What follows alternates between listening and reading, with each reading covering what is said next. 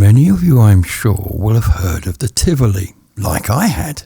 But if, like me, you don't know what it is, then this video is for you.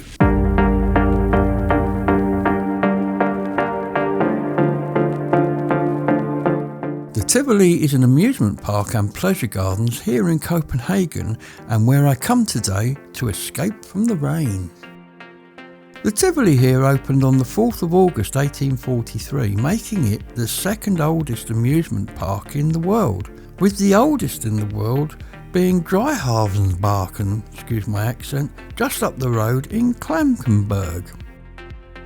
Say what you like about the Danes, they are the best when it comes to amusement parks. In 2024, 4.25 million visitors passed through the turnstiles here, making it the most visited park in Scandinavia. This is Astronaut. You ride in the spaceships and you have control of the up and down motion. I believe this ride is actually interactive, with you piloting your craft up and down to line up with certain points so that lights light up and sounds are made as you go around. This is Tivoli's newest tower ride. It's called Fata Morgana and was built in Germany. The unique part of this ride is that it offers two completely different rides at the same time.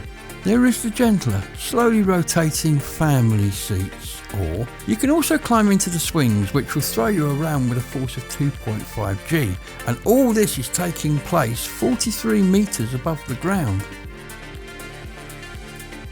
This is the Golden Tower. This tower rises to 63 meters above the ground, making it one of Tivoli's tallest rides. So, let's hand over to Gabriel on the scene to find out more about it. So, here we are, sitting at the bottom of a 63 meter tall tower.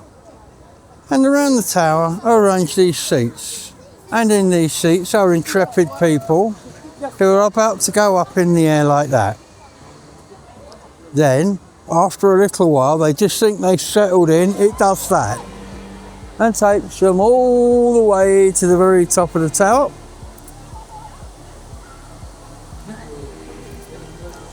As I say, that's 63 meters up, and that feels high when you're up it, I bet. And then when it gets to the top, the man presses a button in that box over there, and it does this.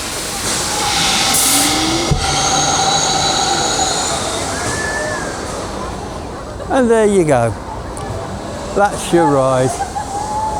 And it gently comes down and eventually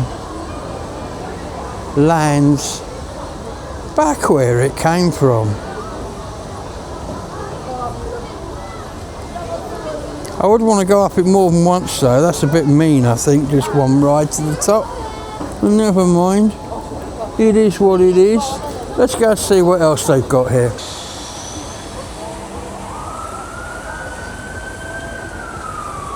What goes up must eventually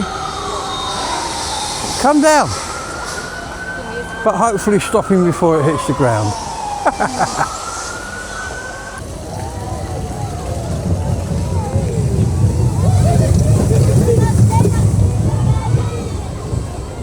So I'm off for now. See you later when it's dark. Welcome back to the Tivoli after dark.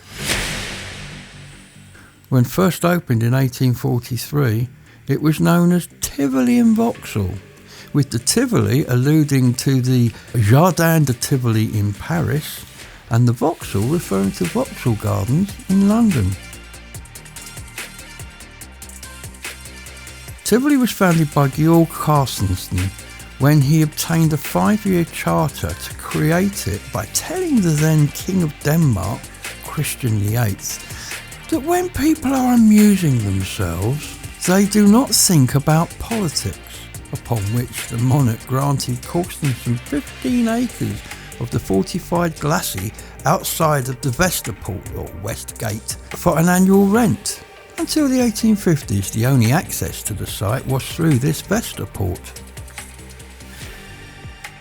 From its beginning, Tivoli had a variety of attractions and buildings in the exotic style of an imaginary orient. There were cafes, restaurants, bandstands, flower gardens and mechanical rides, including a merry-go-round and a scenic railway.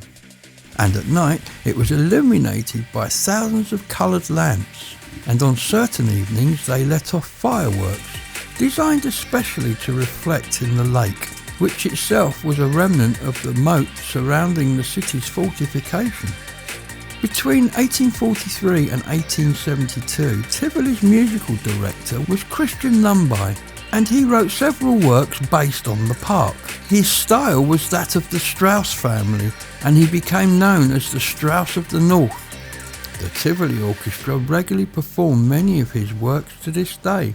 This is the 1,660 capacity Tivoli Concert Hall. The building, which was designed by Fritz Siegel and Hans Hansen, was built between 1954 and 1956. It's used mostly for classical music and Broadway musicals. The best job in the world is available right here at the Tivoli. Let me explain myself. The most famous ride here is probably the Rutschbanen, which is, excuse my Danish. It is a wooden roller coaster and it opened in 1914. It has a track length of 560 feet and has a difference in altitude of 42 feet. And the trains travel at around about 37 miles an hour. And the ride is themed to resemble a mountain. It belongs to a category of side friction roller coasters, meaning the trains have no wheels under the track. And this is the good bit. Because excessive speed poses the risk of trains lifting off the ground and derailing, a brakeman rides on board. Yes, you get paid to ride a roller coaster all day, and all you got to do is pull that brake handle and stop it going too fast. Brilliant, I want that job. This is the famous Tivoli balloon Ferris wheel, which was installed in 1943 to replace an earlier version, which in itself had replaced the original version dating back to 1884. One of the great things about the Tivoli is the way that it has evolved while at the same time staying true to its traditions. Back in 1844, its originator George Corstenson said, "Tivoli will never, so to speak, be finished."